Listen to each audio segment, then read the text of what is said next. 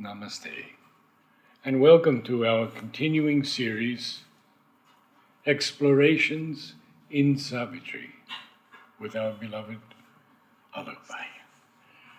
We are now in the book of Birth and Quest, Canto 1, The Birth and Childhood of the Flame, page 353. So even as we continue further, I just was a privy to those group mails where someone from Sri Aurobindo circles remarks based on some writing of the mother or a revelation given to Satprem at the end of that no obstacles, nothing will stop, drawing a conclusion that, well, on 17th November, mother has gone, but there are people who are carrying on the work, and it could be you, me, anybody.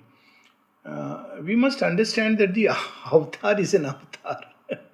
Carrying on the evolution is not as simple as that, she passed on the baton to someone to go further. The fact remains that what she has done, and to the extent she has done, I am talking of general principle, not about how much was done. Only to that extent humanity will be able to touch. It won't be able to cross that magical circle. It has neither the know-how nor the preparation. Unless for whatever reason, if something is done, it is she who will do it. So this idea, very delusional ideas almost, that people have some glimpse of oneness. So another person based on that, that thing about oneness. It's all the same.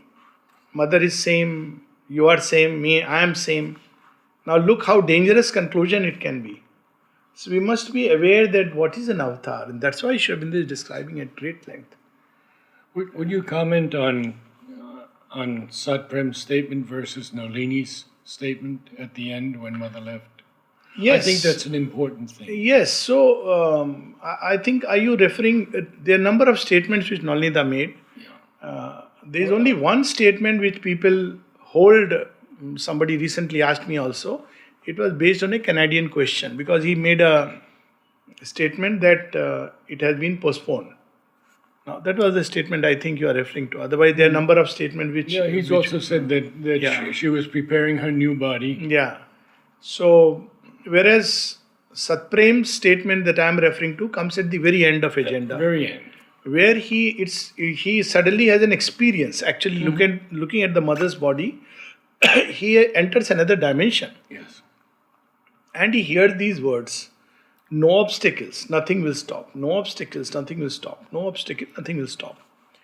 Now, this is not a personal statement that you are meant to carry on my work. He also, that's a different thing, carry on in the sense she is working in everyone. But it's not now wherever I left, now you have to carry on. Because there are people who have thought like that. Acted like that. So this is a distinction one must understand. The second part of the thing is that Nalini said that the work is postponed. Now that's where the contradiction lies. So someone asked me, so Nalini himself has replied very beautifully. I said it is postponed, Nalini clarified, not cancelled. So what it means is very easy to understand. We can take either standpoint. We can take two standpoints. One is that the mother withdrew, the work was not complete, it was carried on till, let's say, subtle physical level. What many people tend to take it. Now, the divine is well equipped to take it on from the subtle physical level and bring it to the physical. Because he knows the entire laws of matter, and that was what mother was actually working at, concretization and, if I may use an odd word, densification of the body. This was the difficulty that she was facing, that you don't have bones. So how do you make the body concrete and dense? So everything was there, except that you have to give a certain amount of density which crude matter gives. Now that was the big challenge. So it can be done from that end.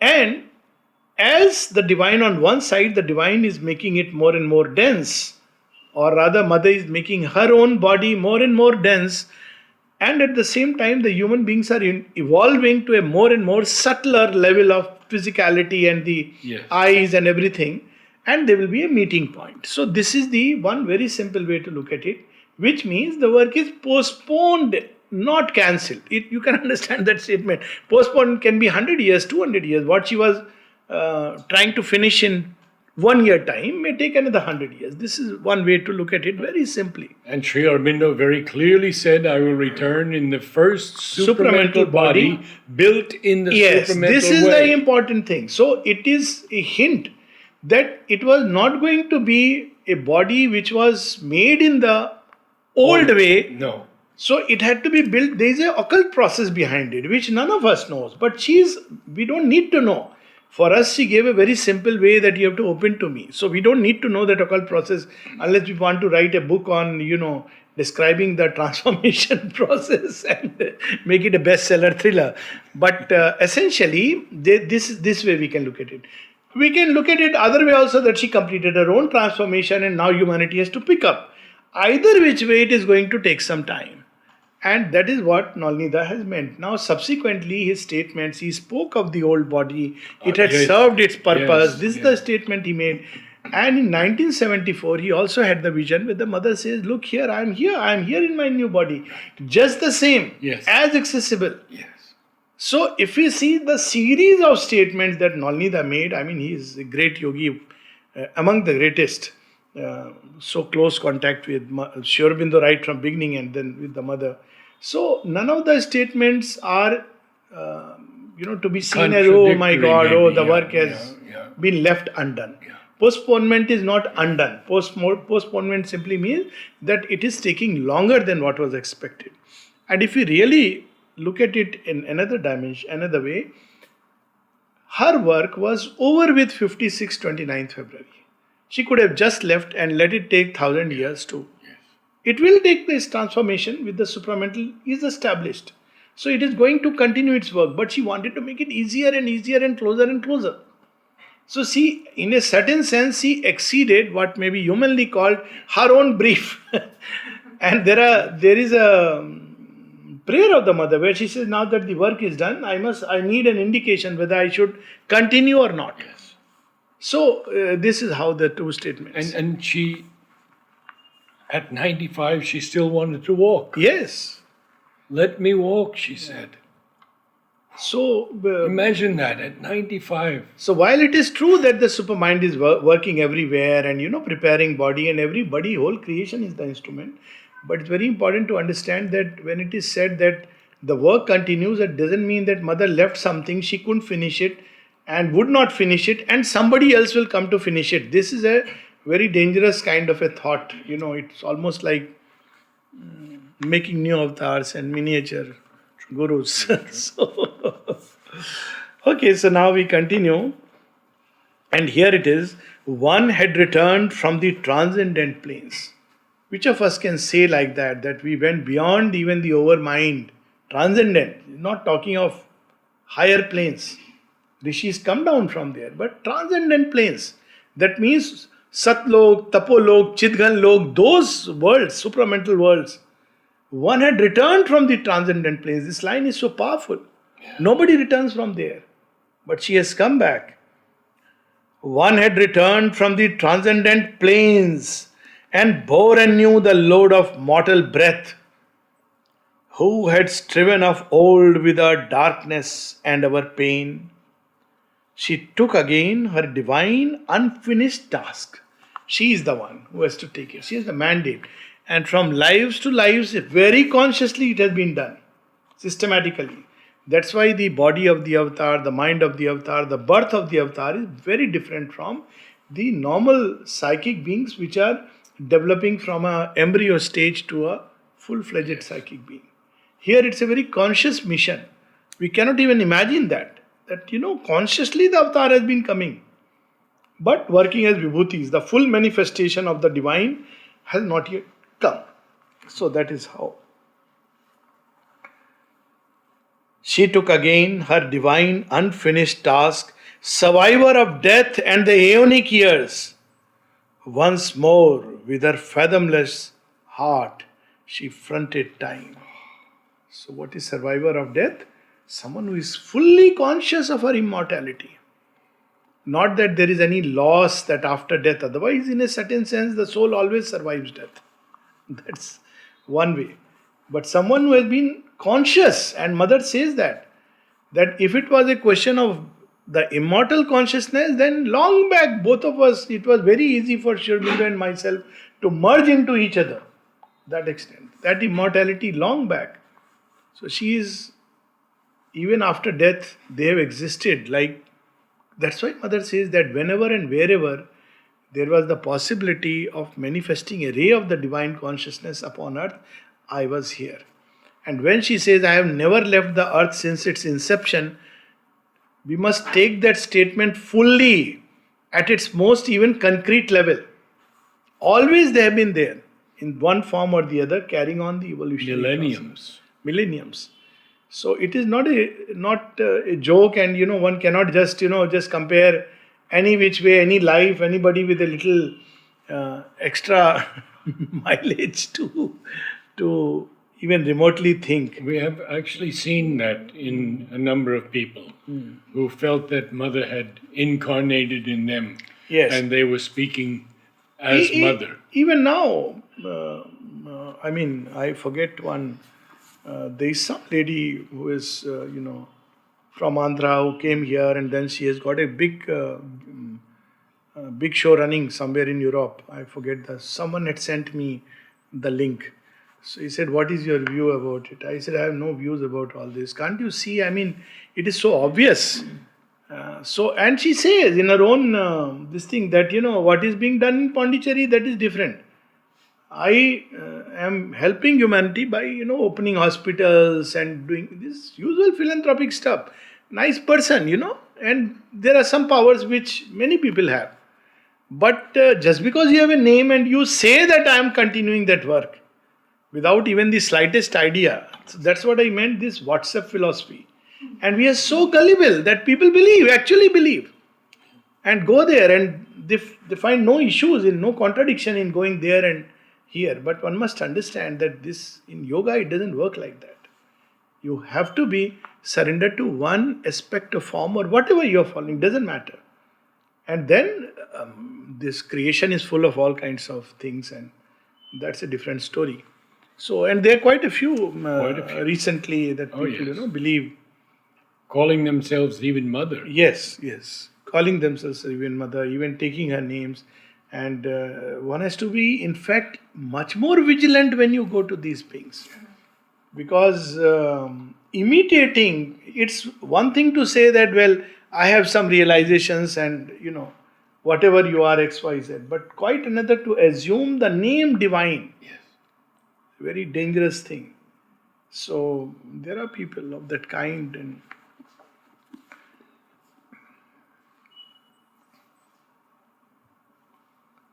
again, there was renewed. Survivor of death. Yes, survivor of death and the aeonic years. Once more with her fathomless heart, she fronted time. Again there was renewed, again revealed, the ancient closeness by earth visions veiled, the secret contact broken off in time, a consanguinity of earth and heaven. Between the human portion toiling here and an as yet unborn and limitless force. Powerful life. 2 years of age, she was having this experience. Yes. Consciousness. That's how she says when Savitri asks the mother, what is the logical, development? So normally we would say the physical, vital, mental, but mother says consciousness, Shakti, as they call in India, first. And it's so interesting when you read that account. Yes. So at 2 she is experiencing that consciousness, and she knows she has to bring it down on earth. She is pulling and bringing it down. Because we have read it number of times and are familiar with this statement of mother, we take it so easy. At 2 years of age, we don't even know how to, how to eat food. And she is pulling down consciousness. So it is So to bring down the heaven on earth, this has been her work always. And to whatever level, as one of the queens of Egypt, the Sun Temple, the edicts are very similar to the Auroville Matrimandir, Auroville Charter. And when she was asked that it is so similar, he said yes. So, but that time it was not planned. She says yes. So, why was the charter given? Says to keep it preserved in the memory of the race, so that humanity doesn't forget that this is the work. So she was conscious. It's not that, we may outwardly look the life of a queen, we think she's Queen of Egypt, Queen of England, but she is conscious of what's happening inside. Between the human portion toiling here and an as yet unborn and limitless force, again the mystic deep attempt began, the daring wager of the cosmic game. What a wonderful line. Now comes the larger context of the divine work or the cosmic game. So he's describing the cosmic game. Sometimes, instead of one dictionary word, if you look cosmic and game, that's why it's so difficult to read from the dictionary. Cosmic is one, belonging to the universe. Game, play. So what is the play going on in universe? Divine play. But what is this play? What is this Leela? So now there is a description. So this is the meaning of the cosmic game. So what is the cosmic game? For since upon this blind and whirling globe, earth plasm first quivered with the illumining mind, and life invaded the material sheath, afflicting in conscience with the need to feel.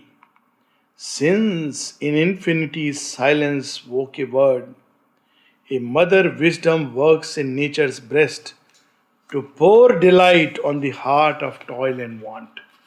So this is another kind of game which is going on. What is this game? Like normally after a game, often, when people ask about Leela, so this how look at it.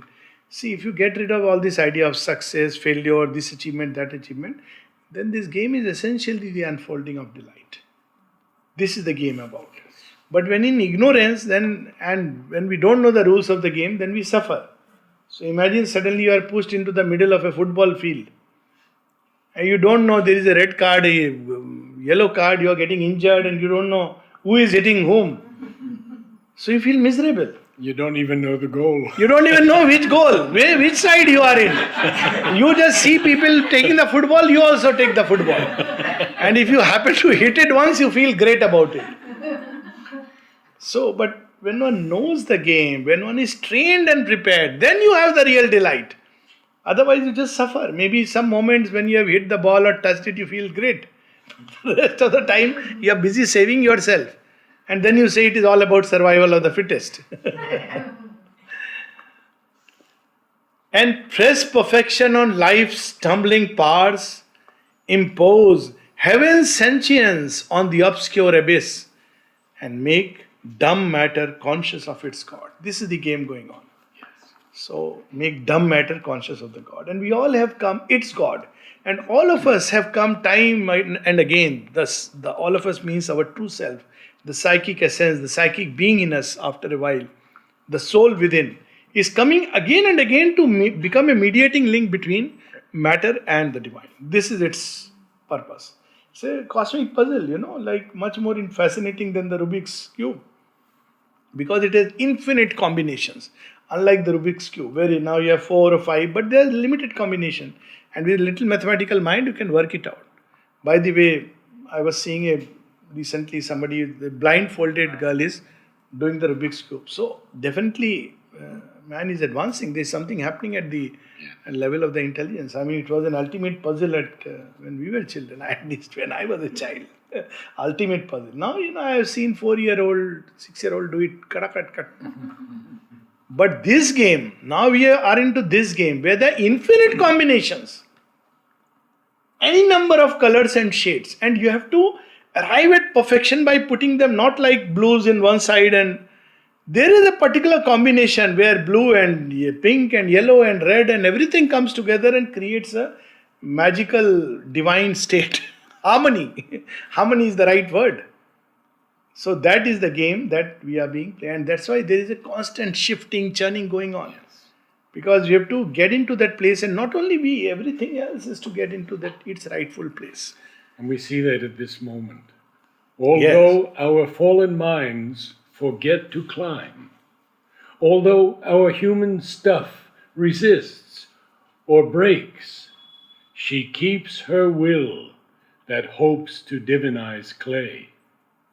Failure cannot repress, defeat o'erthrow. Time cannot weary her, nor the void subdue. The ages have not made her passion less.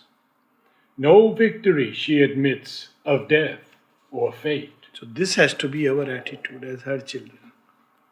So we are the ones who have come to play at ball. When in Savitri there is a description of the psychic being, and then when the mother discovers, and then she describes that being stood dallying with mortality and transience, and then she says that playing at ball with time and circumstance. Yes.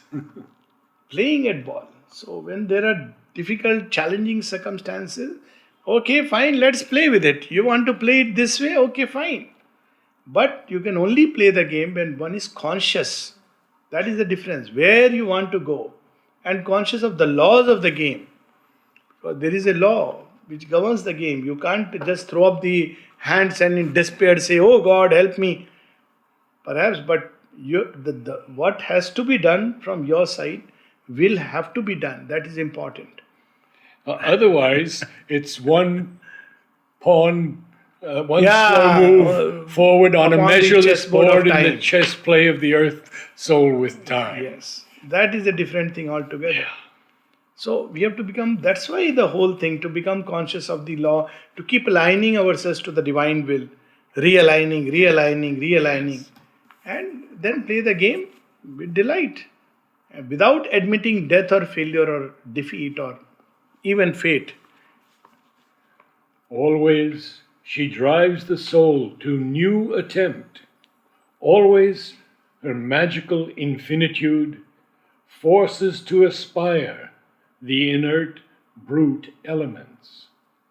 As one who has all infinity to waste. And different kind of experiences. You were mentioning of Beethoven at one point of time. When somebody asked the mother that, what will Beethoven come back as? Reborn as a great musician or what? Maybe a shoemaker. So we should not be attached too much, to our present state outwardly. Because and she says it's just approaching the problem from a different angle. Same problem from a different angle. Oh. And there's such interesting stories when you see how people turn towards Mother and Sri Aurobindo.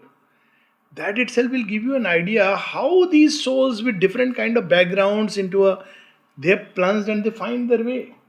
And, that story which earlier also I have recounted, that child as an orphan just moving around on the streets. Oh yes. Then being picked up by someone and brought up in close contact with the ashram. And suddenly he has such profound faith, devotion, runs a center. I mean, it's amazing how people get connected. So this is the beauty of this game. And why not? We want only comfort zones and comfortable life, job and money. It's okay if you have it, but one must know that all this doesn't define us. And if we start getting stuck into that, then, it takes much longer, unfortunately.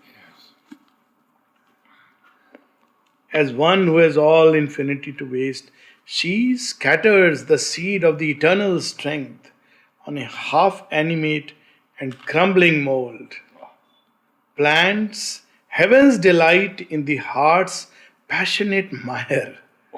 Pours Godhead's seekings into a bare beast frame. Hides immortality in a mask of death. So this is what she is doing. What is her part of the game? She keeps on pouring. You feel lost, put strength. You feel despair, she puts delight again and again. That's what it starts with. What the wisdom has been doing, pouring delight. But there is our side of the game. We have to be receptive, open. Otherwise, what is the point? She will keep giving and the frame is not able to receive, is not open, breaks down, crumbles back. She will continue to do. Divine knows only one thing: to give and to give and to give. If from our side also we learn to give, reciprocate, then life is so wonderful. The divine gives first. Often people say that why does the divine expect us to give? Well, because he has been giving for ages. So but now this is the rule of the game. If you give, you open, because then you form a connection from your side. But if you receive from the divine and give somewhere else, we are thinning the current. That's all. We are closing our gates. So that is the whole idea of this game. And then comes this master line: once more that will put on an earthly shape. And mark the words, once more. So and that will, cap W, that will. So, I often say that in the Gita, there is a paucity of time and Sri Krishna has to reveal so much to Arjuna. So, in few slokas, he reveals the secret of the avatar. Here, Sri Aurobindo goes at length. Sri Krishna says, okay, I'll complete what I have left. So, once more that will, remember, Sambhavami Yuge Yuge. Ah, yes. Once more, every age, from time to time, I lose myself forth into birth.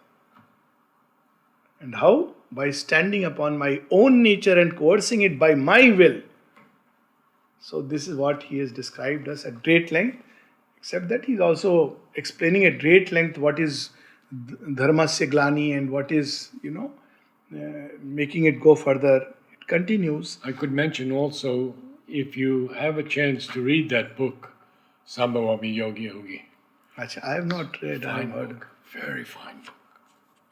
This is. I don't know how he could have done it. This is by our society. Yes. Oh, it's an amazing book. It's an inspiration. I am the one who has gone through the script. Well, you actually. wrote the introduction. Yes. Because he asked me. So I was also wondering that, because normally a book on Sri Aurobindo and the mother and, somebody writing like that, when I went through the script, I said, Gupta ji, this is inspired. This is nothing else. Absolutely. And he also said, sir, I don't know how I just felt like writing. And unfortunately, glad you reminded, this is not among the writings which many people are aware. No. It's available at Sabda? I think so. Which one? Sambhavami Yuge Yuge. Not. I mean, I'll find out. it's worth finding. May not be because English. English, yes. May not be because of various issues, but the book is marvelous. I can find from him actually. Maybe in Amazon. I don't know where it may be available. And Maybe Vak. Yeah, but he's the one who has really Sri Aurobindo as the avatar. Oh, yeah. Actually, no book has been written like that. Yes. Amazing. Yes. Sri Aurobindo is the avatar with that background, with his deep connect, obviously being an Indian, he is deeply rooted in the Indian tradition. The whole book is a piece of inspiration. It's very unusual, as if somebody has made him write. Like otherwise, if you converse with him, he's a very fine gentleman, very wonderful human being. But it doesn't appear that this kind of a book can be the creation just of the normal. Yeah. So I had written, the introduction.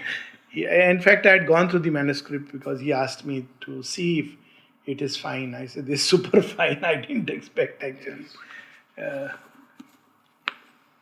A mind empowered from truth's immutable seat was framed for vision and interpreting act. Now you see the mind of the avatar, the body of the avatar, the vision of the avatar. Everything is framed in a certain way. Sri Aurobindo speaks of it at great length when somebody asked action of the medicines on mother's body when she would take. And he clarified it is the mother who is acting on the medicines. Everything that she took in, Yes. it was a working on that piece of matter and through that on a whole panorama. And you see, if you really look at it, medicine is no more the same what it was during that time. Side effects and all. Now it is very targeted drugs, where you take a drug and it reaches that spot with minimum side effects. So there is an action which has gone on, and that's why she says there is not a single disease of the human disease with which she has not suffered. And mark the word, not a single disease. Sri Aurobindo's words, that she has not suffered. Because she has to go through. It's like the whole body. She could do it like taking the poison and finding the cure. So literally it was like taking the poison within and finding the cure. And instruments were sovereignly designed. Look at the word. So it is a different process altogether. And instruments means the body, every part of the body, the mind, and so many instances, and how she would perfect. She learned things like putting the ear to the ground and listening far distance, like the Red Indians.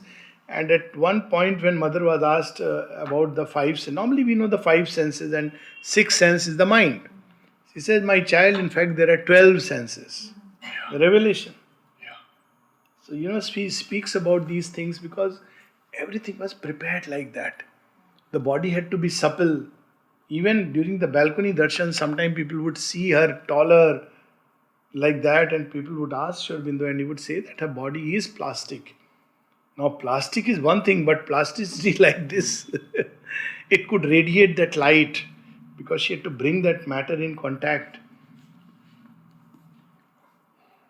And instruments were sovereignly designed to express divinity in terrestrial science.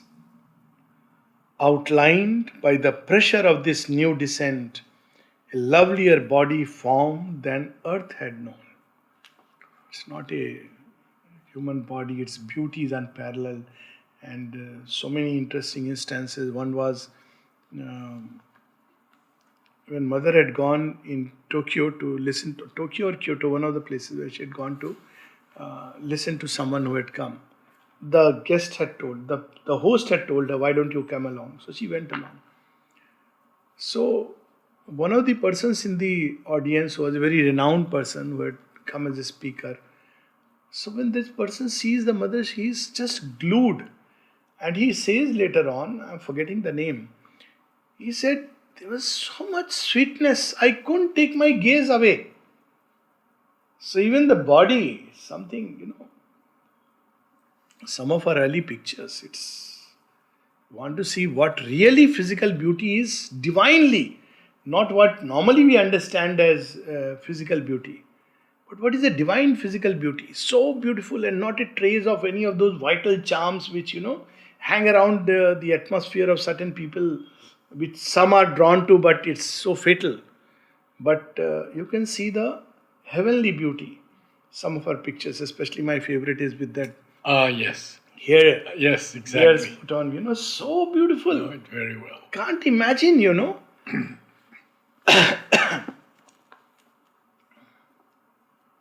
So outline the pressure of this new descent. So what was happening was, look at the line. The body is being formed by this consciousness which is descending.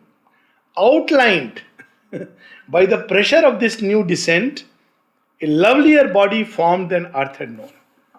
So, all heredity and all this is one side, and this formation. Now, we have to remember that this is the birth and childhood of the Yes. flame. So he's speaking of this force coming down into the small child. And even the womb, because Yes. the birth is yet to Yes, come. yes. As yet a prophecy only and a hint, the glowing arc of a charmed unseen whole. It came into the sky of mortal life, bright like the crescent horn of a gold moon, returning in a faint, illumined eve. So as yet it is only a prophecy and a hint. We don't know about this side. No one will document what the physical mother was experiencing, and what she was going through. So At first, glimmering like an unshaped idea, passive she lay, sheltered in wordless sleep, the womb.